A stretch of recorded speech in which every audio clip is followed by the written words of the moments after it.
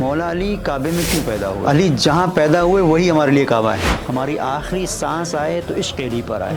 کل تم مجھے پہچانو گے. علی وہ ذات ہے جو ہجوم سے انسان کو قوم بنانے تک کا سفر طے کرتا ہے. کہا نہیں، یہودی ضرور ہے لیکن بیت المال سے اس کو دو. کیوں ذکر کرنے کے ساتھ ساتھ یہ اتنی تحقیق کرتے ہیں اس کے اوپر؟ کہتے ہیں قومی ہجوم ہے.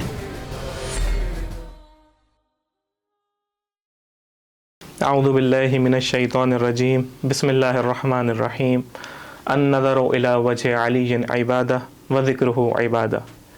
رسول اللہ صلی اللہ علیہ وآلہ وسلم نے ارشاد فرمایا کہ امام علی علیہ الصلاۃ والسلام کی طرف نگاہ کرنا عبادت ہے اور ان کا ذکر کرنا بھی عبادت ہے. ہم آپ تمام ناظرین کی خدمت میں امام علی علیہ الصلاۃ والسلام کی ولادت بسعادت کی مبارکباد پیش کرتے ہیں. امام علی کی ذات اتنی عظیم ذات ہے کہ ان کے بارے میں جتنی گفتگو کی جائے وہ کم ہے. جتنی ہی ان کے بارے میں فضائل بیان کیے جائیں، جتنے ہی پوڈ کاسٹ کیے جائیں، جتنی ہی تقریر ہوں، جتنے ہی ریسرچ ہو، جتنے ہی آرٹیکلز لکھے جائیں، جتنی ہی کتابیں لکھی جائیں، وہ سب کم ہیں. اور جتنی بار بھی ہم یہ سب کام کرتے ہیں، ریسرچر جب ریسرچ کرتے ہیں، اسکالرس اس کے اوپر گفتگو کرتے ہیں، تو ہمیشہ ایک نئی چیز کے اوپر پہنچتے ہیں. ان کے لیے ایک نیا نقطہ کشف ہوتا ہے، اور یہ تھے علماء اسلام. لیکن علماء اسلام کے علاوہ بھی ایسے ہی بہت سے لوگ ہیں جو امام علی کی ذات کے بارے میں ریسرچ کرتے ہیں، ان کے کلام کے بارے میں ریسرچ کرتے ہیں، نہج البلاغہ کے بارے میں ریسرچ کرتے ہیں، اور 1400 سال بعد بھی جب آج بھی ریسرچ کرتے ہیں تو کسی ایک نئے نقطے پر پہنچتے ہیں. ان کے لیے ایک نئی چیز کشف ہوتی ہے. اور اس طریقے سے مستشرقین بھی، اورینٹلسٹ بھی، وہ لوگ جو ویسٹرن سوسائٹی میں رہتے ہیں اور خود ایسٹ کے بارے میں ریسرچ کرتے ہیں، وہ بھی امام علی کے بارے میں جب ریسرچ کرتے ہیں تو ایک نئے نقطے پر پہنچتے ہیں. ان کے لیے نئی چیز کشف ہوتی ہے. ہم امام علی کے بارے میں ذکر کرتے ہیں کیونکہ ہمارے امام ہیں. کیا وجہ ہے کہ یہ لوگ امام علی کے بارے میں ذکر کرتے ہیں؟ آئے امام علی کے بارے میں ذکر کرنے کی کیا وجہ ہے ان کے پاس؟ کیوں ذکر کرنے کے ساتھ ساتھ یہ اتنی تحقیق کرتے ہیں اس کے اوپر، خود نہج البلاغہ کے اوپر؟ آیا کوئی چیز ان کے لیے کشف ہوتی ہے یا کشف نہیں ہوتی؟ کیا وجہ ہے؟ ان تمام سوالات کے جواب جاننے کے لیے آج ہمارے ساتھ اسٹوڈیو میں موجود ہیں حجت الاسلام والمسلمین مولانا نجیب الحسن صاحب.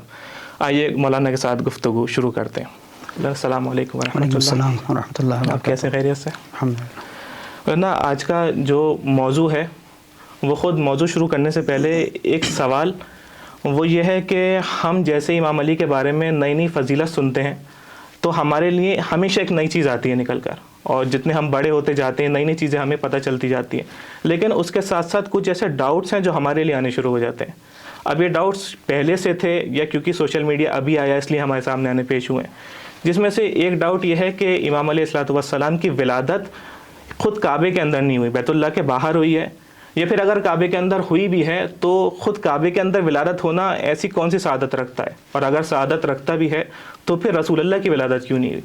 تو اس کے بارے میں علماء اسلام کی کیا نظر ہے اور کیوں یہ شبہ ابھی پیش آیا ہمارے سامنے؟ بسم اللہ الرحمن الرحیم. سب سے پہلے میں مولود کعبہ کی اس ولادت کی مبارک مناسبت سے تمام ہی حریت پسندوں کی خدمت میں مبارکباد پیش کرتا ہوں.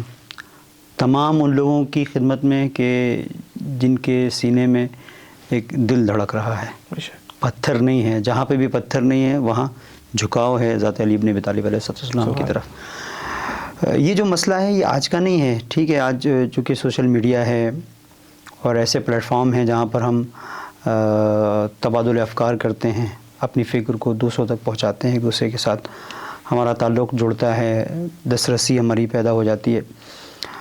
دنیا چونکہ چھوٹی ہو گئی ہے جی، اور ایک ولیج کی شکل ہے تو باتیں بھی ایک دوسرے تک پہنچ رہی ہیں. آج کے شبہات نہیں ہیں. بہت پہلے قدیمی دور میں اس طرح کے شبہے بعض متعصب افراد نے پیش کیے اور ہمارے علماء نے اس کا جواب دیا ہے. چونکہ گفتگو ہماری آگے جائے گی، ہم صرف سرسری طور پر اسے پیش کریں گے کہ دیکھیں مولائے کائنات کے سلسلے سے مثلا ابو الحسن ندوی نے بھی جب اسے بیان کیا تو اس کو کہا کہ حاکم سے انہوں نے نقل کیا کہ مستدرک میں حاکم نے نقل کیا ہے کہ وقت تواترت الاخبار ان فاطمۃ بنت اسد قد ولدت امیر المؤمنین علی ابن ابی طالب علیہ السلام کرم اللہ وجہہ فی جوف الکعبہ لکھا ہے. اس کے بعد پھر آخر میں لکھتے ہیں کہ اور حکیم بن حزام بھی کعبے میں پیدا ہوئے. صرف امام علی کی فضیلت نہیں. ہاں لیکن اس کو اس رخ سے انہوں نے پیش کیا, دوسرے کو اس میں شریک قرار دیا. پھر علماء نے اس کی تفصیل سے اس کا جواب دیا ہے پہلے قدیمی ہمارے علماء نے کہ نہیں ایسا نہیں ہے. مسئلہ یہ ہے کہ متواتر جو خبروں سے جو روایات ہیں وہ اس بات کو ثابت کر رہی ہیں کہ مولا کائنات کی ولادت کعبے میں ہوئی. اب یہ ایک نیا رخ ہے, ایک تو یہ کہ فضیلت میں کسی دوسرے کو شامل کرو, دوسرا یہ کہ اس رخ سے کہ اگر یہ بڑی فضیلت ہے تو رسول اللہ تو مولا کائنات سے زیادہ فضل کے حامل تھے, ان کی زیادہ فضیلت تھی, تو پھر رسول اللہ کو کعبے میں ہونا چاہیے تھا.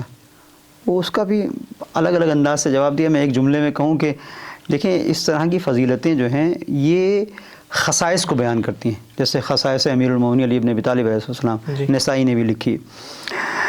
تو بعض خصوصیتیں بعض افراد سے مخصوص ہیں. اس کا مطلب یہ نہیں ہے کہ یہ فضیلت کا ایک ایسا گوشہ ہے کہ فرض کریں کہ جو اگر دوسرے کے نہیں ہے تو اس کے اندر کوئی نقص ہے. میں ایک مثال دوں, مثلا شہید کی فضیلت کیا ہے؟ شہید کو جو ہے غسل نہیں دیا جاتا. جی یہ روایات میں ہے کہ شہید جو میدان کارزار میں شہید ہوا ہے اسے اس کے اپنے لباس میں جس طرح سے ہے اسی انداز سے اس کو دفن کر دو, غسل دینے کی ضرورت نہیں. اور نبی کا مرتبہ بڑا ہے کہ شہید کا. اب اگر اس کو دیکھیں تو پیغمبر کو غسل دیا گیا کہ نہیں, جتنے انبیاء ہیں, تو اس کا مطلب وہ جو شہید ہے اس کا درجہ بڑھ گیا نہیں, اس کی خاص خصوصیت ہے. یہاں پر ایک دوسرا مرحلہ ہے. تو ایک تو یہ رخ ہے. دوسری بات, اب اس کا جواب جیسے جو کہ ہماری گفتگو مستشرقین سے ہے, بڑا حسین انداز میں جورج جرداق نے اس کا جواب دیا ہے. البتہ اس بات کا جواب نہیں ہے, وہ جواب یہ ہے کہ دوسرے رخ سے اس سوال کا جواب دیا انہوں نے کہ مولا علی کعبے میں کیوں پیدا ہوئے. انہوں نے یہ اس چیز کو پیش کرنے کی کوشش کی. ایک زمانہ تھا جو یہاں حوض علمیہ قم آئے تھے اور اسکالرز دانشور حضرات, ان کے ساتھ ان کا ایک پروگرام تھا, سیمینار تھا. تو مولا کے سلسلے سے انہوں نے گفتگو کی تو کہنے لگے کہ چونکہ انہوں نے کتاب بھی لکھی ہے کہ مولا کائنات کے سلسلے سے کہ علی صوت العدالت الانسانیہ, مولا کائنات عدالت انسانی کی آواز, انصاف کی آواز, علی انصاف کی آواز. تو ایک گہرائی سے انہوں نے مولا کی زندگی پہ انہوں نے عمیق نظر ڈالی ہے, گہرائی کے ساتھ مطالعہ کیا ہے اور اس کو تجزیاتی انداز میں پیش کیا ہے. تو کہنے لگے آپ لوگ سب تو چاہنے والے ہیں, مولا کے پیروں ہیں, شیعہ ہیں, میں محب ہوں. تو میرا سوال یہ ہے کہ بتائیے کہ مولا کی ولادت کعبے میں کیوں ہوئی؟ چونکہ آج ولادت کی تاریخ ہے تو ناظرین اور جو افراد اس پروگرام کو دیکھ رہے ہیں یقیناً وہ محظوظ ہوں گے اس رخ سے کہ ایک مستشرق مولا کے سلسلے سے اس انداز سے وارد ہو رہا ہے اس گفتگو میں کہ بھائی کیوں, سوچیے ذرا مولا کی ولادت کیوں. اچھا, اس کے بریکٹ میں ایک بات میں اور عرض کروں. بعض ہمارے احباب ہیں اور بعض وہ افراد کے جو بڑی وجد کی کیفیت میں مولا کا جب ذکر آتا ہے تو سنتے ہیں, خاص طور پہ ان کے جذبہ ولا کے لیے. ایک میں نے ظاہراً کوئی پاکستان کے کوئی معروف خطیب ہیں ان سے یا کسی ایسے عالم سے کہ جس کا تعلق مناظرے وغیرہ سے رہا ہے, میں نے ان سے سنا کہ اسی طرح سے کوئی ایک ایسا جذبہ ولا جس کا زبردست تھا اور ولائی انسان تھا, اس سے کسی کی بات ہو رہی تھی کہ بھائی علی کعبے میں پیدا ہوئے نہیں ہوئے, تو وہ اپنی دلیلیں دے رہا تھا, سامنے والا مان نہیں رہا تھا. تو اس نے کہا بتاؤ کہ علی پیدا تو ہوئے یا پیدا نہیں ہوئے؟ نہیں, پیدا تو ہوئے. تو اس نے کہا کہ اچھا کعبے میں نہیں ہوئے, کہاں ہوئے؟ کہیں پیدا ہوئے ہوں گے. تو کہا تم مجھے وہ جگہ بتا دو کہ جہاں علی پیدا ہوئے. علی جہاں پیدا ہوئے وہی ہمارے لیے کعبہ ہے. تو ایک رخ یہ ہے کہ جہاں علی پیدا ہو گئے بس وہی ہمارے لیے کعبہ ہے, ہمارا کعبہ وہی ہے جہاں علی پیدا ہو جائے. یہ ایک بہت اہم رخ ہے چونکہ کعبہ دلیل بندگی ہے اور علی ولادت اگر کہیں پر ہے تو وہ بھی دلیل بندگی ہے. اچھا, یہ ظاہر ہے کہ وہ کعبے کے سامنے یعنی انسان کا وجود جھک رہا ہے. اس کی تفسیر جو ہے وہ وضاحت میں وہی جورج جرداق اس سے کروں گا کہ انہوں نے پوچھا, ہم اپنی اصل گفتگو کی طرف آئیں, یہ تو جملے بین القوسین تھا، بریکٹ میں تھا. تو انہوں نے سوال کیا کہ میں آپ لوگ سے پوچھتا ہوں، آپ بتائیے. کسی نے کہا بھائی چونکہ کعبے کو ایک محافظ چاہیے تھا، علی رسول کے بھی لیے محافظ، قرآن کے لیے وہ محافظ، تو کعبے کے لیے ایک محافظ ہونا چاہیے تھا. لہٰذا یہاں پروردگار نے اہتمام کیا ذات مولائے کائنات کے سلسلے سے. کسی دوسرے نے کہا کہ نہیں، ایک شرف تھا، ایک بڑی فضیلت تھی، چونکہ اللہ کا گھر ہے تو اللہ نے اپنے گھر میں پیدا کیا. کسی نے جواب دیا چونکہ لم یلد ولم یولد ہے. جی ہاں، تو اب وہ جو ہے اپنے گھر میں اس نے پیدا کیا. بتایا کہ دیکھو یہ ایسا نہیں ہے کہ تم ہماری کوئی اس طرح کی کوئی نسبت دو، ذات پروردگار ان ساری چیزوں سے ماورا ہے. تو یہ جواب جو دیے یہ علماء اسلام نے دیے؟ یہ لوگ مختلف لوگ تھے جو جواب دے رہے تھے. تو وہ سنتے گئے. یہ بہت دلنشیں پیرایا ہے جو انہوں نے پیش کیا. تو انہوں نے کہا کہ یہ جو آپ نے کہا ایسا ہوگا، ایسا انکار نہیں کیا، یہ سب چیزیں گوشے ہو سکتے ہیں. انہوں نے کہا کہ میرے ذہن میں ایک اور چیز آئی، اور وہ کیا؟ تو انہوں نے کہا کہ دیکھیں، جب آپ بندگی کرتے ہیں تو بندگی کی سب سے اعلیٰ ترین تجسیم جہاں پر بندگی واضح طور پر اس کا نمود ہوتا ہے وہ کہاں پر ہے؟ وہ نماز میں ہے. جی، نماز کی فرض. یعنی جب آپ نماز پڑھ رہے ہیں تو آپ کہیں گے کہ بھائی یہ اللہ کی بندگی ہو رہی ہے. ویسے بہت ساری چیزیں ہیں جو بندگی کے اوپر دلیل ہیں، روزہ ہے، حج ہے، زکوٰۃ ہے، ساری چیزیں. لیکن نماز جو ہے وہ بالا ترین بندگی کو بیان کرتی ہے. تو کہیں کہ نماز کے لیے ضروری ہے کہ اس کا آپ جب نماز پڑھ رہے ہوں تو آپ کا رخ کعبے کی طرف ہو. بے شک. تو پھر اس کی وضاحت میں اس طرح سے کروں کہ مثلا آپ فرض کریں کہ کہیں پر بھی ہیں اور آپ دیکھیں بہت سارے ایسے لوگ ہیں اپنے ساتھ میں قطب نما رکھتے ہیں. آج کل ایپ ہے ایسی موبائل پہ، اگر نماز پڑھنا ہو تو آپ فوراً وہ ایپ لے کے آئیں گے یا قطب نما کہ بھائی یہ کیا ہے؟ ڈائریکشن. سفر میں ہیں، کسی بھی جگہ پر ہیں، آپ قبلہ تلاش کرتے ہیں. کیوں بھائی؟ نماز پڑھنی، پڑھ لو، اللہ کی نماز پڑھنی ہے. کہیں پہ بھی نہیں، ڈائریکشن ہونا چاہیے، خاص جگہ کی طرف، وہ خاص جگہ کی طرف ہونا چاہیے. اب فرض کریں آپ مثلا وہاں پہنچ گئے مکے. جی، مکے میں پہنچ گئے. اب مکے میں پہنچنا اب ہمارے لیے تو ایک خاص ڈائریکشن ہے کہ ویسٹ میں کس طرف آپ جو اس کی جو سوئی ہے وہ بتائے گی. اگر قطب نما ہے یا ایپ ہے تو اس کا ایک ایرو آئے گا، ایک نشان آئے گا، وہ بتائے گا کہ بھئی یہ. لیکن اب جب وہاں پہنچ گئے مکے میں تو آپ کسی بھی طرف سے نماز پڑھ لیں، کعبہ سامنے ہو. جی، لیکن ایک انسان بالکل کعبے سے متصل ہو کر پیٹھ اس کی کعبے کی طرف ہے، مکے میں ہے، نزدیک ترین جگہ پر ہے، لیکن پشت اس کی کعبے کی طرف ہے اور رخ جو ہے وہ دوسری طرف ہے، الٹی طرف ہے. جو چاہے جتنا بھی نزدیک ہو، خوب جو ہے وہ انہماک کے ساتھ متواضع انداز میں بہترین اپنے تواضع کے ساتھ میں وہ سجدہ کرے، نماز پڑھے، قبول نہیں ہوگی. چونکہ تمہارا رخ کعبے کی طرف ہونا چاہیے، چاہے کتنے قریب، چاہے جتنا. تو قریب ہونا نہیں، وہ رخ ہو. تو یہاں سے انہوں نے ایک استفادہ کیا کہ کعبے میں پروردگار نے علی کو پیدا کر کے بتایا کہ اگر تمہیں بندگی چاہیے تو رخ کعبے کی طرف ہو. یہ جو بندگی ہے یہ قابل قبول نہیں ہے. اس کا مطلب پروردگار بتانا چاہتا ہے کہ اگر زندگی چاہیے تو رخ حیات علی کی طرف ہو. سبحان اللہ. اور اس کو دوسرے انداز میں اگر کہا جائے تو پروردگار نے بتانا چاہا کہ رخ میری طرف ہو، دل تمہارا علی کے لیے جھکے. اور اگر علی کے لیے نہیں جھکا تو نتیجہ یہ ہے کہ ظاہر ہے کہ یہ عبادتیں قابل قبول نہیں ہوں گی. تو یہ خوبصورت پیرائے میں یہ مستشرق ہیں.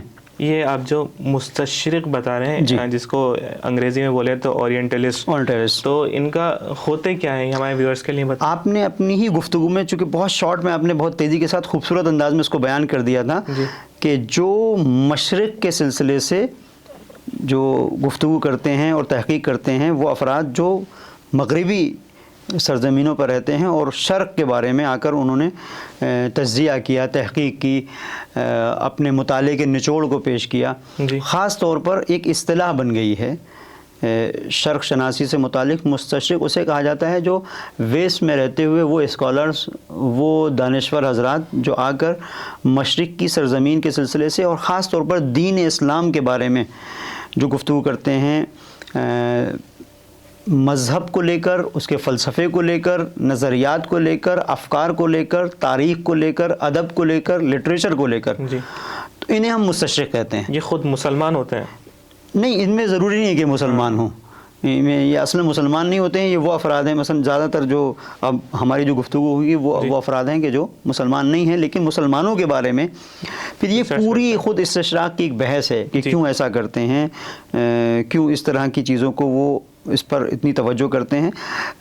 اسلامی تاریخ ہو، اسلامی فلسفہ ہو، ان کا موضوع اسلام سے جڑی ہوئی چیزیں رہتی ہیں.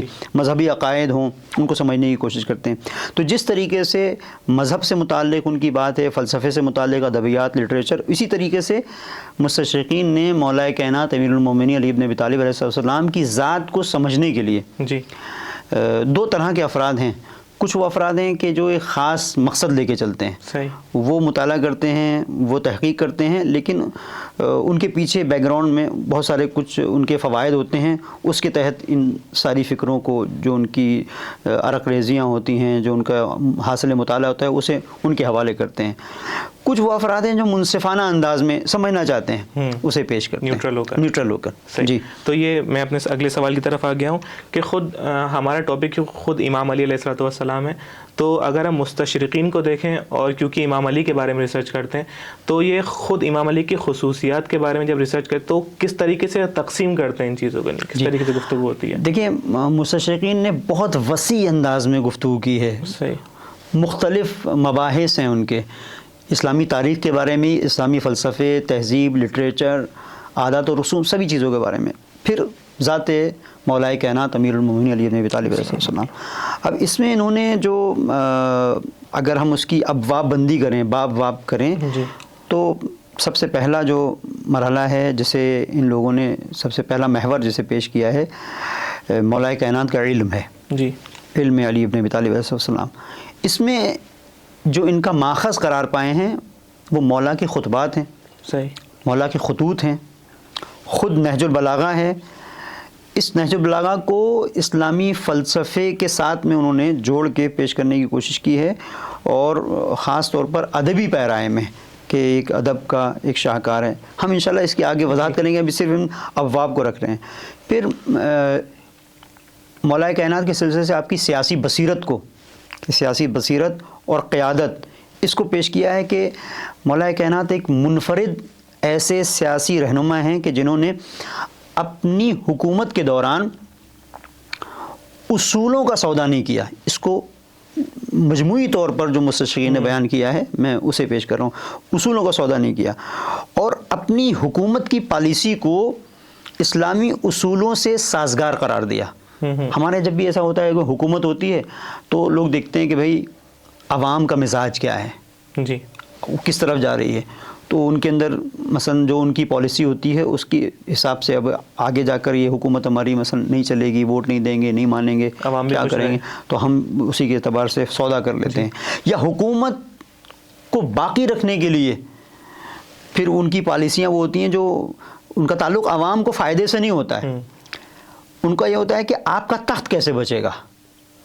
تخت عوام کو کبھی دبانے سے بچے گا تو دبا کے بچاؤ، اور کبھی عوام کو رفاہیات فراہم کرنے سے بچے گا تو اسے جو ہے سارے وسائل فراہم. فوکس یہ مجھے حاکم بن کے رہنا ہے. فوکس یہ ہے کہ مجھے حاکم بن کے رہنا ہے. لیکن مولا کائنات امیر المومنین علی بن ابی طالب علیہ السلام کے سلسلے سے ہم نہیں کہہ رہے ہیں، یہ مستشرقین نے بیان کیا ہے کہ یہ وہ ذات تھی کہ جس نے کہیں پر بھی اصولوں کا سودا نہیں کیا. یعنی یہ ایک بہت اہم رخ ہے جو ہمیں بتاتا ہے کہ اگر ہم مولا کائنات کو مانتے ہیں، ان کے شیعہ ہیں، تو مولود کعبہ کا ہم سے تقاضا یہ ہے کہ تم کسی بھی منزل پر اصولوں کا سودا نہیں کرو، چونکہ تم ہمارے چاہنے والے ہو. جی ہاں، تو روابط کو جو ہے وہ اس طرح سے مت لے کے آؤ آگے کہ ضوابط قربان ہو جائیں. ضوابط کے ساتھ چلو، پھر روابط کو دیکھو. ہمارے یہاں ایک دو رخ ہیں. یہ میں نے جو دو جملے بولے، دیکھیں کبھی آپ دیکھیں بہت ساری دنیا میں روابط چل رہے ہیں، تعلقات. مولا کی زندگی کا جو حاصل ہے وہ یہ جو جس سے ہم کچھ سیکھ سکتے ہیں کہ ایک طرف ضوابط ہیں، ضابطہ ہے، ایک مرتبہ رابطہ ہے. رابطہ اگر ضابطے کے اندر آ رہا ہے تو ٹھیک ہے، لیکن اگر خالی رابطہ ہے جو ضابطے کو توڑ رہا ہے تو مولا نے اسے نہیں چاہا ہے، اس کو نہیں قبول. اور یہ دوسرے افراد جب اس طرح سے ہمیں پیش کر رہے ہیں تو دو چیزیں ہوئیں، ایک علمی وراثت، پھر سیاسی بصیرت، قیادت، پھر ایک معنویت. جی. معنویت میں ایک بہرحال ایک الگ بحث آ جاتی ہے روحانیت اور تصوف کی. تو بعض لوگ جو ہے جو متصوفہ ہیں وہ خاص طور پر مولا کو اپنا ایک مرشد، ایک رہنما، قطب اس عنوان سے پیش کرتے ہیں. تو بعض مستشرقین نے مولا کائنات کو تصوف کے بانیوں میں شمار کیا ہے. بہرحال وہ ایک الگ سلسلہ ہے گفتگو ہے، لیکن ہم صرف اس کو بیان کریں گے کس کس انداز سے انہوں نے پیش کیا ہے. تو انہوں نے روحانی اقوال اور صوفیاء کرام کے تعلیمات اس کا ماخذ قرار دیا ہے مولا کائنات علی بن ابی طالب علیہ السلام کی ذات کو، اور مولا کی جو زاہدانہ زندگی ہے، مولا کا جو تقویٰ ہے، اس کو ایک روحانی عظمت کا مظہر جانا ہے. تو ایک معنویت اور تصوف. پھر ایک جو بہت اہم بحث آتی ہے وہ عدل و انصاف کا علمبردار. مستشرقین نے اس بات کو پیش کیا ہے کہ جو سب سے زیادہ نمایاں پہلو تھا ذات علی بن ابی طالب علیہ السلام کا وہ آپ کی عدالت ہے، اور یہ بہت اہم رخ ہے کہ علی بن ابی طالب علیہ السلام نے منصفانہ روش حکومت کی جو مثال پیش کی وہ کسی کے یہاں نہیں ہے. تو اب اس رخ کو آپ قرآن کی آیت سے دیکھیں جی، جہاں پہ ارشاد ہوتا ہے وَلَقَدْ أَرْسَلْنَا رُسُلُنَا بِالْبَيِّنَاتِ فَأَنزَلْنَا مَعَهُمُ الْكِتَابَ وَالْمِيزَانَ لِيَقُومَ النَّاسُ بِالْقِسْطِ. یہ سورہ حدید کی آیت ہے اور بہت خوبصورت کہ انبیاء کے آنے کا مقصد کیا ہے. جی، یہ جتنے بھی انبیاء ہیں قرآن نے مختلف انداز سے ان کی آمد اور ان کے مقصد کو بیان کیا ہے. کہیں پر کہا لِيَضَعَ عَنْهُمْ إِصْرَهُمْ وَالْأَغْلَالَ الَّتِي كَانَتْ عَلَيْهِمْ. انبیاء اس لیے آئے تاکہ وہ جو زنجیریں ہیں، جو طوق و سلاسل میں جو جکڑے ہوئے ہیں یہ لوگ، انہوں نے اپنے آپ کو عادات اور رسوم کے طوق و سلاسل میں جکڑ لیا، زنجیروں میں. انبیاء آئے تاکہ ان سے لِيَضَعَ عَنْهُمْ إِصْرَهُمْ وَالْأَغْلَالَ الَّتِي كَانَتْ عَلَيْهِمْ. جنہوں نے اپنے آپ کو خود باندھ لیا تھا، انبیاء آئے تاکہ ان بندھنوں کو کاٹیں. کہیں پر قرآن نے کہا لِيُزَكِّيهِمْ وَيُعَلِّمُهُمُ الْكِتَابَ وَالْحِكْمَةَ، تزکیہ، کتاب، حکمت. تو اب یہاں پر قرآن اسے دوسرے رخ سے پیش کر رہا ہے، اور وہ کیا ہے کہ انبیاء اس لیے آئے لَقَدْ أَرْسَلْنَا رُسُلُنَا بِالْبَيِّنَاتِ وَأَنزَلْنَا مَعَهُمُ الْكِتَابَ وَالْمِيزَانَ لِيَقُومَ النَّاسُ بِالْقِسْطِ. انبیاء اس لیے آئے تاکہ لوگ عدالت کے لیے اٹھ کھڑے ہوں. علامہ طباطبائی نے اس کی طرف اشارہ کیا ہے لِيَقُومَ النَّاسُ کا مطلب یہ ہے کہ یہ نہیں کہ انبیاء عدالت قائم کریں، نہیں، انبیاء اس فکر کو پیش کریں، جی، ایک رجحان جگائیں، وجدان کے اندر ایک بیداری پیدا کریں تاکہ لوگ ان کے تعلیمات کے سائے میں خود عدالت کے لیے اٹھ کھڑے ہوں. لوگ خود تو اب یہ جو مستشرقین مولا کائنات کے سلسلے سے کہہ رہے ہیں، تو اب یہ دیکھیے کہ مولا نے اسی عدالت کے قیام کے لیے اتنی جو قربانیاں دی ہیں، سارے مسائل جو مولا کے ساتھ ہوئے اسی بنیاد کے اوپر ہوئے کہ ورنہ بہت سارے لوگ تھے وہ اپنا اپنا حصہ مولا سے چاہتے تھے، اور مولا سے ان کا کوئی یعنی ظاہری طور پر کوئی ایسا وہ نہیں تھا، کوئی جھگڑا نہیں تھا ان کو اگر ان کا حصہ مل جاتا. جی، لیکن مولا یہ دیکھ رہے تھے کہ ٹھیک ہے میں تمہیں دے دوں گا، تم راضی ہو جاؤ گے، لیکن یہ جو میں دوں گا اس کا جواب مجھے دینا ہے. لہٰذا مولا نے ان کو جو ہے پلٹا دیا. آپ کے پیش نظر ہے کہ طلحہ و زبیر کس طریقے سے آئے تھے اور مولا نے جو چراغ جل رہا تھا اس کی روشنی کو بجھا دیا. وہ روشنی نہیں بجھائی، گویا ان کے وجود کے اندر جو آرزوئیں تھیں مولا نے اس کے اوپر پانی ڈال دیا کہ یہاں علی سے تم اس چیز کی درخواست نہ کرنا، ہاں یہاں سے نہیں چلے گی یہاں پر. بہرحال یہ عدل و انصاف. تو اس کے اوپر جو اگر ان کی ہم نے دستے بندی دیکھی پوری، تو ان کی نظر میں جو ایک بالکل رونما ایک دم واضح جو ایک خصوصیت ہے امام علی کی، تو وہ ہم عدالت ہی کہیں گے. جی بالکل بالکل. وہ جرجردہ کی جو کتاب بھی ہے اسی کو آپ دیکھ لیجیے، صوت العدالت الانسانیہ، اس کا عنوان ہی ہے، اس کا عنوان ہی یہ ہے، علی عدالت انسانی کی آواز. تو اس میں بھی انہوں نے اسی چیز کو پیش کرنے کی کوشش کی ہے. پھر اس کے بعد میں آؤں گا اس عدالت کی طرف، چونکہ پھر بات دوسری پیرائے میں چلی جائے گی. فکری آزادی اور مسلسل کوشش، جد و جہد. فکری آزادی بہت اہم ہے. آج ہم بظاہر آزاد ہیں لیکن فکری طور پر ہم جو ہے وہ آزاد ہیں کہ نہیں ہیں، یہ بڑا ایک مسئلہ ہے. ذہن قید ہے. ذہن اگر ہمارا قید ہے تو پھر ہم کتنے بھی آزاد ہوں. تو آزادی کسی اور رخ سے مولا کے مطلوب نظر ہے. اور بڑی اچھی بات میں نے ایک مستشرق کی دیکھی، ظاہراً جورج جرداق کی یا جورجی زیدان، ان دونوں میں سے کسی کی ہے، بہت خوبصورت کہا کہ دیکھیں آزادی کے سلسلے سے خلیفہ ثانی کا بھی قول ملتا ہے، مولا کائنات کا بھی ملتا ہے، دونوں کا موازنہ کیا ہے، بہت خوبصورت۔ خلیفہ ثانی نے کہا کہ جو انسان آزاد ہے وہ غلام کیوں بنے، یہ اچھی بات نہیں ہے۔ ایک قول یہ ہے، ایک قول یہ ہے لا تکن عبد غیرک قد جعلک اللہ حرا، یہ مولا کا قول ہے کہ دونوں میں فرق کو دیکھیں۔ ایک کہتا ہے کہ غلامی اچھی بات نہیں ہے، آزاد رہو، ہاں آزاد رہو۔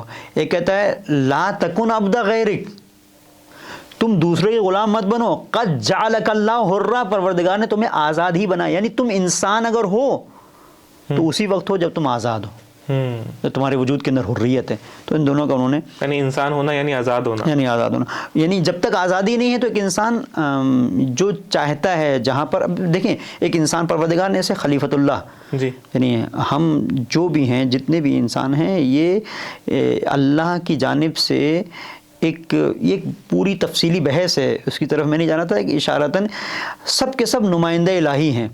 وہ نمائندہ الہی کب بنے گا؟ جب وہ اپنے اختیار سے آگے بڑھے گا، لیکن اگر وہ شیطان کے ہاتھ میں اسیر ہو گیا تو اب اسی کو دیکھیں روایات میں بڑی عجیب آزادی کی جو تعریف ہے بہت الگ ہے جو ہمارے یہاں ہے۔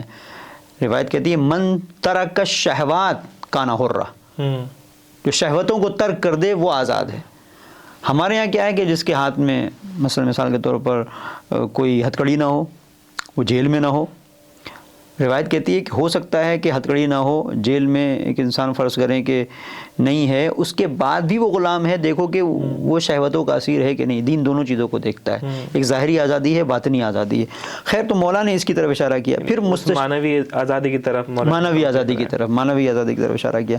پھر شخصی کردار، جی اس شخصی کردار کو مستشرقین نے پیش کیا ہے کہ امام علی علیہ السلام کی شخصیت کے مختلف پہلو ہیں، جن میں بہادری ہے، صداقت ہے، علمیت ہے، سخاوت ہے، اخلاقیات ہیں، دینی اصول ہیں۔ پھر وہ اس شخصیتی کردار کو آپ نے پیش کیا ہے۔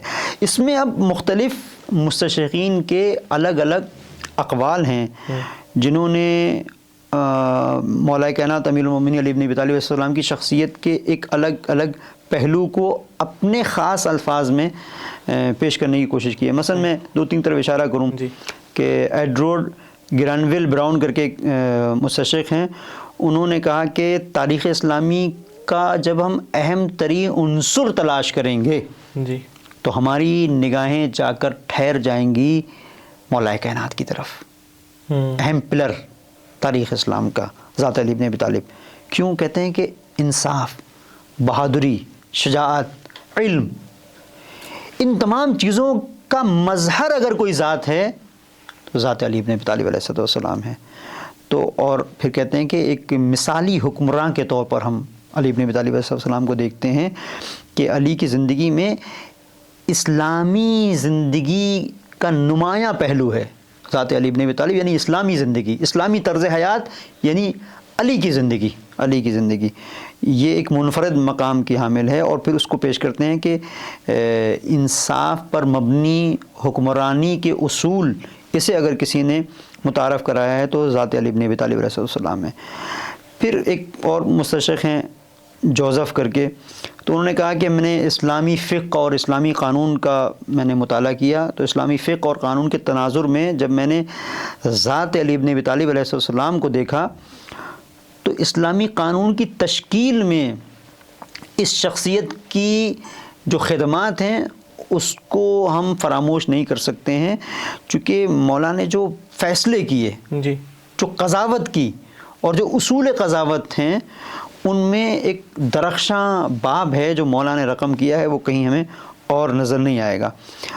بعض نے جو ہے وہ روحانی مولا کائنات امیر المومنین علی بن ابی طالب علیہ السلام کی زندگی کے روحانی پہلوؤں کو پیش کیا ہے، بعض نے سیاسی پہلوؤں کو پیش کیا ہے۔ میں ایک دو تین اہم باتوں کی طرف جو جورج جرداق خاص طور پر جو ان کے نظریات ہیں اس کی طرف میں آؤں گا۔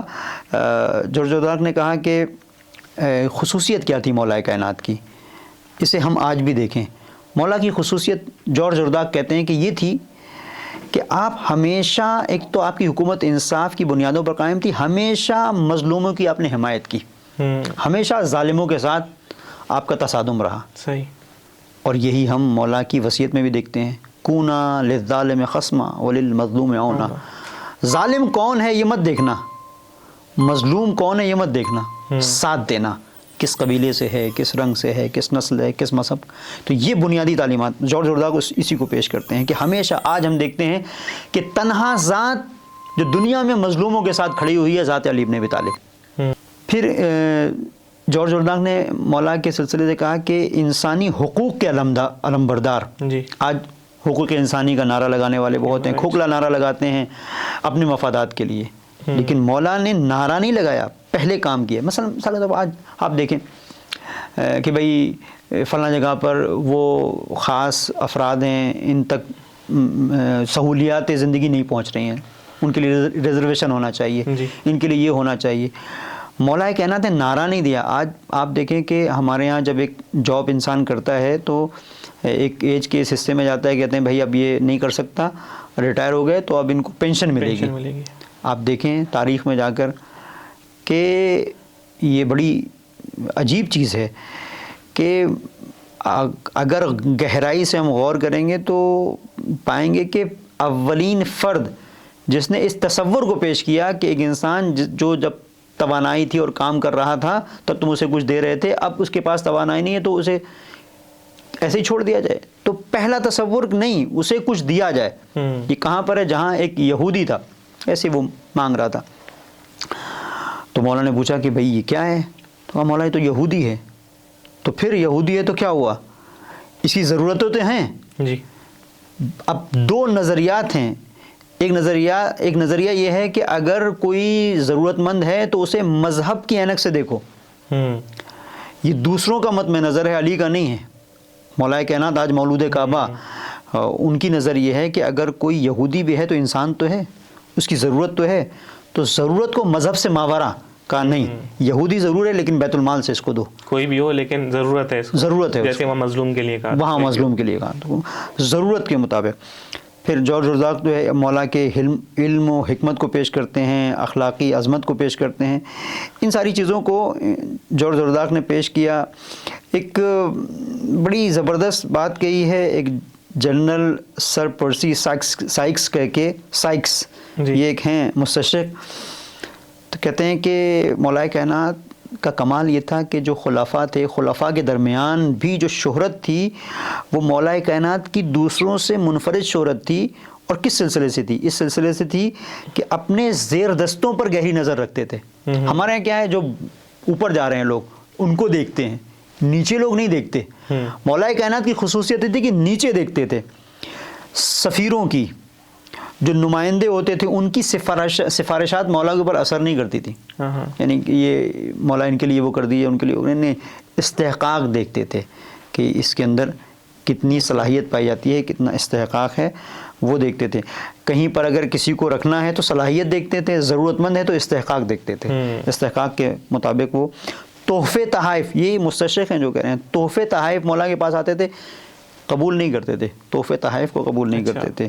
اور اس کے مقابلے میں جو ذات تھی وہ امیر شام کی تھی، جو ہر جگہ رشوت، تحفات، یہ وہ سب اس کو اپنے مقاصد کے لیے وہ اس کو حصول کرتے. تو انہوں نے اس چیز کو پیش کیا. بڑی عجیب زندگی ہے اور بڑا مولا کائنات کے سلسلے مستشرقین کا جو باب ہے گفتگو کا وہ بڑا خوبصورت ہے، بڑا خوبصورت ہے. اب میں ایک دو چیزوں کی طرف بہت ہی معمولی اس میں الفاظ میں مختصر طور پر اشارہ کروں کہ شبلی شمیل ان سے لوگ واقف ہیں. عام طور پر مادیت کے مکتب کے پیشوا کے طور پر ان کو پہچانا جاتا ہے. کہتے ہیں کہ منفرد نسخہ جو کائنات میں ایک انسانیت کے لیے ہمارے حوالے ذات حق نے کیا وہ علی ابن ابی طالب علیہ السلام ہے. کہتے ہیں نہ مشرق میں، نہ مغرب میں، نہ ماضی میں، نہ حال میں کوئی مثال مجھے نہیں ملی کہ کوئی ہوتا جو علی کی طرح ہوتا، جو علی کی طرح جیتا.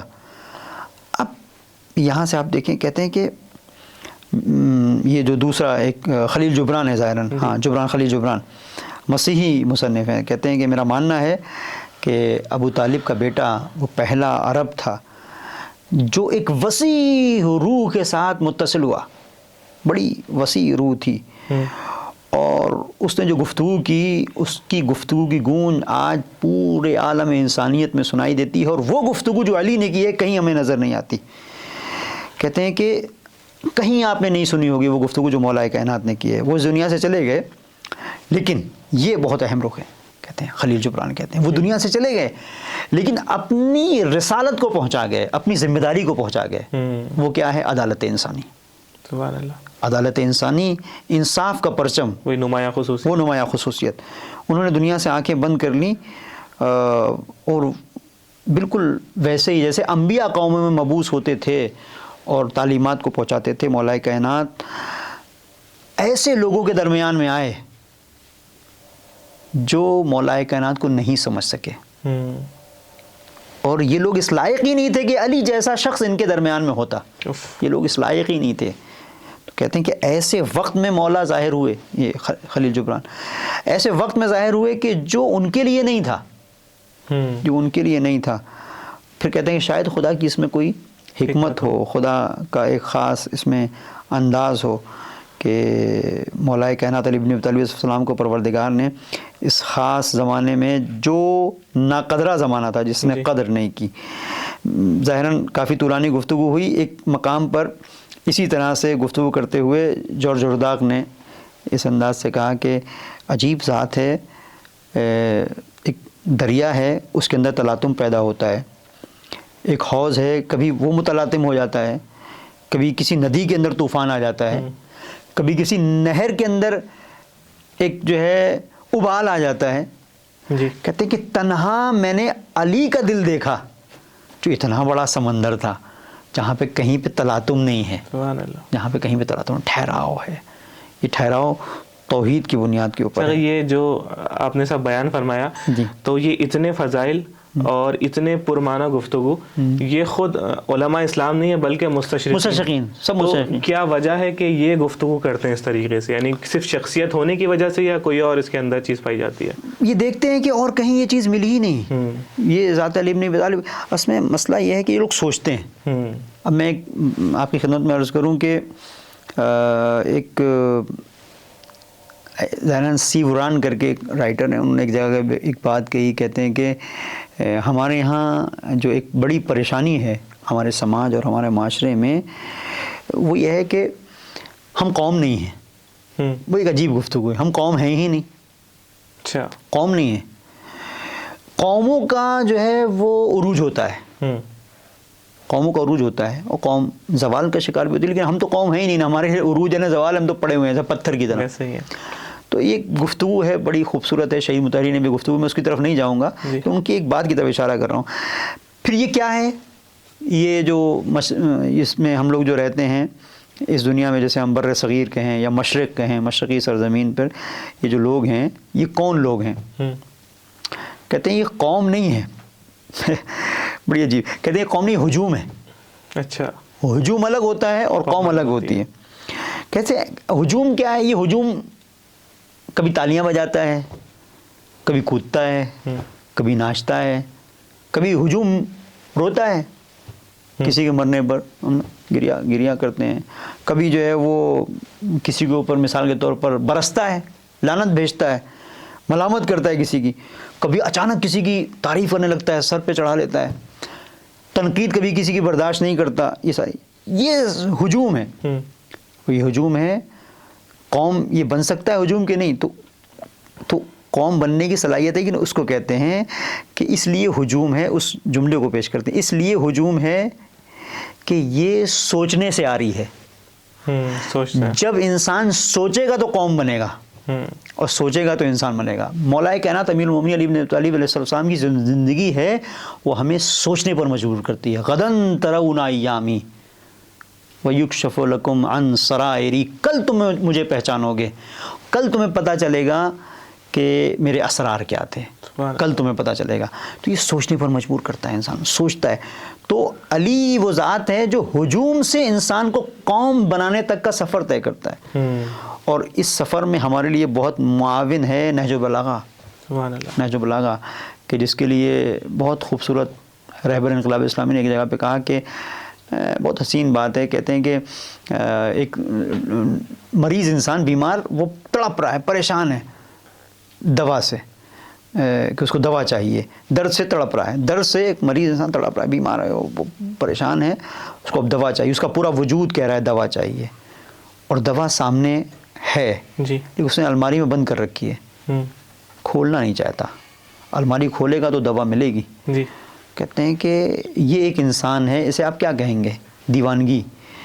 تو آپ کہتے ہیں کہ اسی طریقے سے آج انسانیت درد میں تڑپ رہی ہے, اور اس انسانیت کے تڑپنے کا علاج موجود ہے, نسخہ موجود ہے, لیکن ہم نے الماری میں بند کر کے رکھا ہوا ہے, خود نہیں کھول رہا ہے. اس نسخے کا نام نہج البلاغہ ہے, اس نسخے کا نام نہج البلاغہ ہے. تو بہرحال یہ مختصر طور پر. بہت بہت شکریہ. بس آگے میں اپنے آخری سوال کی طرف آتا ہوں, پھر گفتگو کو انشاءاللہ اختتام کی طرف لے کر جائیں گے, کہ آج 1400 سال بعد جو ہم یہ گفتگو کر رہے ہیں, جس طریقے سے آپ نے بیان فرمایا, اور اس کے بعد ہم دیکھیں کہ آج علم نے پیش رفت کیا ہے, ڈیولپمنٹ ہوا ہے, اور واقعی میں ہوا ہے, یعنی جس بھی ہم فیلڈ میں دیکھیں, تو کیا وجہ ہے کہ آج اتنی ٹیکنالوجی کے بعد, اتنی ڈیولپمنٹ کے بعد, پھر بھی 1400 سال پرانی ایک شخصیت کے بارے میں, امیر المومنین کے اس علم کے بارے میں گفتگو کی جائے, وہ مفید ہے؟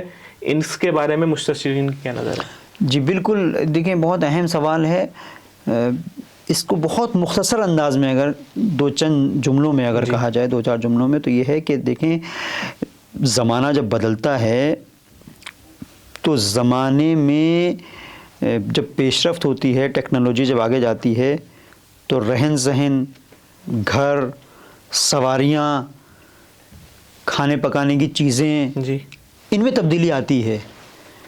کل لوگ گھوڑے اور گدھے سے سواری کرتے تھے, اور سوار ہوتے تھے, چلتے تھے, سفر طے کرتے تھے. آج جو ہے ٹرینیں ہیں, فلائٹس ہیں, جہاز ہیں, پانی کے جہاز ہیں. کل جو ہے وہ مال ایک جگہ سے دوسری جگہ پہنچایا جاتا تھا, ایک پریشانیاں ہوتی تھیں. آج بڑے بڑے ٹرک ہیں, اور مال بردار جو ہے وہ جہاز ہیں, آسانیاں ہیں. زمانہ بدلا, جی, اور زمانے کے بدلنے کے ساتھ ساتھ یہ ٹیکنالوجی بھی آگے بڑھی, لیکن سچ کل بھی سچ تھا, آج بھی سچ ہے, وہ نہیں بدلے گا. جو اقدار ہیں, ویلوز ہیں, وہ نہیں بدلتی. جی, مولا کائنات علی ابن ابی طالب علیہ السلام, یہ ایک گفتگو شہید مطہری نے بھی کی ہے. ان کی کتاب کا عنوان اسلام اور وقت کے تقاضے, یعنی اسلام اور نیازہ زمان ظاہراً وہ کتاب, اس میں انہوں نے تفصیل سے پیش کیا ہے کہ ویلوز جو وہی رہتی ہیں. ہاں, کل آپ ماں باپ کو مثلا کسی جگہ رکھتے تھے تو ان کا چھوٹا سا ایک گھر ہوتا تھا, اسی میں آپ ساتھ میں تھے. آج آپ کہتے ہیں کہ نہیں بھائی بڑا ہونا چاہیے گھر, اس میں آپ نے ان کے لیے اوپر بنوا دیا, وہ ہے ٹھیک ہے, لیکن وہ جو احترام ہے ماں باپ کا, وہ وہی رہے گا. وہ کل بھی ہے, وہ آج بھی ہے. اظہار محبت کا طریقہ وہ بدل سکتا ہے, لیکن محبت کا جذبہ وہی رہے گا. ٹھیک ہے, پہلے ایسا نہیں ہوتا تھا کہ بچوں کو گھمانے کے لیے پارک لے کے جائیں, یہ اظہار محبت ہے. آپ گھمانے کے لیے جا رہے ہیں, سفاری اور ادھر ادھر, ایسا بچے خوش ہو جاتے ہیں. اپنا خاص انداز تھا, اونٹ پہ بٹھا دیتے تھے. اچھا, آج بھی بعض جگہوں پر یہ خاص ہے کہ بھئی اونٹ پہ بیٹھ جائیں. بہرحال یہ سب اپنی اپنی چیزیں ہیں, الگ الگ انداز سے, لیکن زمانہ بدلتا ہے. زمانے کے تقاضوں کو اس طرح سے دیکھنے کی ضرورت ہے کہ وہ چیزیں جن کا تعلق ویلوز سے ہوتا ہے, معنویت سے ہوتا ہے, وہ چیزیں جن کا تعلق جذبات سے ہوتا ہے, وہ اپنی جگہ پر ہیں. ذات علی ابن ابی طالب علیہ السلام, انسان جو ہے 2 چیزوں کا جو ہے وہ پیکر ہے. ایک تو اس کا جسم ہے, اور ایک اس کی روح ہے. جی, جسم کے تقاضے مختلف انداز سے ہو سکتا ہے, لیکن جو روحانی تقاضے ہیں, معنوی تقاضے, وہ اپنی جگہ پر رہیں گے. علی ابن ابی طالب علیہ السلام کی ذات کے ہم آج اس لیے محتاج ہیں کہ انسان کی معنوی تقاضوں کو, معنوی ضرورتوں کو جس طرح سے مولا کائنات نے واضح کیا ہے, اور ایک ایسی زندگی پیش کی ہے کہ روحانی پرسکون زندگی, کہ جہاں انسان مادیت کے سراب میں اپنے آپ کو ہلاک نہ کرے, جہاں پر ایک چشمہ طمانیت ہے, سکون کا ایک چشمہ جاری ہے, جو مولا کائنات نے جسے پیش کیا ہے. وہ ویلوز کی حفاظت کرتے ہوئے, اقدار کی حفاظت کرتے ہوئے آگے بڑھنا ہے. تو جس طریقے سے ہم کل محتاج تھے, اسی طریقے سے آج محتاج ہیں. اور جس کے ذہن میں ذرا بھی تموج اور فکر ہے, فکری ارتعاش, وہ ڈھونڈ رہا ہے, تلاش کر رہا ہے کہ علی کہاں ہے. آج نہ جانے کتنے لوگ ہیں جو ڈھونڈ رہے ہیں, ٹکٹکی لگائے ہوئے, نہ جانے کتنے بچے ہیں جو اپنے دروازوں پر نگاہیں لگائے ہوئے دیکھ رہے ہیں کوئی مسیحا آ جائے. علی وار جو ان کے ساتھ وہ سلوک کرے جو علی کرتے تھے. تو کتنے ایسے لوگ ہیں. آج مولود کعبہ کی ولادت کی تاریخ میں یہ ہم سب کی ذمہ داری ہے کہ اپنے آپ کو ذرا لے کے آئیں. خوشیاں منا رہے ہیں، اچھی چیز ہے، جشن منا رہے ہیں. ایک بات میرے ذہن میں آ رہی ہے اور یہی حسن ختام کے دیکھیں کہیں پر میں نے اس بات کو پیش بھی کیا تھا کہ ایک یہ ہے کہ علی کے نام پر دم لگانا، ایک ہے علی کے نام پر دم نکلنا. بہت فرق ہے. زبیر کے سلسلے سے تاریخ میں ملتا ہے کہ جب وہ واقعہ ہوا حضرت صدیقہ تعالیٰ سلام علیہ کے گھر پہ جب حملہ ہوا یہ سارے مسائل، تو زبیر تلوار نکال کے باہر آئے. زبیر جو صحابی پیغمبر تلوار نکال کے باہر آئے کہ علی کے اوپر حملہ ہو رہا، تم لوگ کیوں نہیں آتے؟ یہ تاریخ میں ثبت ہے. اور اسی لیے جو گرفتار ہونے والے افراد ہیں ان میں ایک زبیر بھی ہیں. لیکن یہی زبیر ایک منظر پر علی کے مقابلے پر آ گئے جمل میں. یہی جو علی کا نام لے رہا تھا، علی کے نام پر دم لگا رہا تھا، یہ ایک مقام پر علی کے مقابلے پر تھا. تو علی کے نام پر دم لگانا اور علی کے نام پر دم نکلنا بہت فرق ہے. تو مولود کعبہ کی ولادت کی اس تاریخ میں ہم رب کریم کی بارگاہ میں دعا کرتے ہیں کہ پروردگار ہماری آخری سانس آئے تو عشق علی پر آئے، محبت علی پر آئے انشاءاللہ. الہی امین. بہت بہت شکریہ آقا، بہت استفادہ کیا. واقعی میں ایک نیا موضوع تھا کہ جس کے بارے میں گفتگو ہوئی، اور شاید اس میں سے اگر ہم آگے بھی کبھی وقت ملا تو جتنی اس کے اوپر گفتگو کی جائے گی اور نئے نئے نکات ملتے چلے جائیں گے انشاءاللہ. پھر آپ سے کبھی اور استفادہ کریں گے. تب تک کے لیے خدا حافظ. سلامت رہیں. ناظرین، تو جیسے کہ آپ نے دیکھا کہ امام علی علیہ السلام کی شخصیت ویلیوز کے بارے میں ہے، وہ جو کبھی تبدیل ہونے والی نہیں ہے. اور وہ جو پورے پوڈ کاسٹ کے اندر آپ نے دیکھا کہ مستشرقین، وہ لوگ جو مستشرقین ہیں، استشراق رکھتے ہیں، وہ لوگ بھی آ کر امام علی علیہ السلام کے بارے میں گفتگو کرتے ہیں. اور کیا خوب گفتگو کرتے ہیں، کیا فضائل بیان کرتے ہیں، کن ویلیوز کے اوپر بات کرتے ہیں، کس طریقے سے امام علی کی شخصیت کو بتاتے ہیں کیا شخصیت ہے. انشاءاللہ پھر سے ایک اور نئے پوڈ کاسٹ کے ساتھ آپ کی خدمت میں ہم پھر سے حاضر ہوں گے. تب تک کے لیے فجر میڈیا چینل کو سبسکرائب کریں. اگر آپ کے کوئی سوال ہیں، سجیشنز ہیں تو ہمیں کامنٹ سیکشن میں آ کر ہم سے پوچھ سکتے ہیں. انشاءاللہ پھر ملاقات ہوگی. تب تک کے لیے خدا حافظ.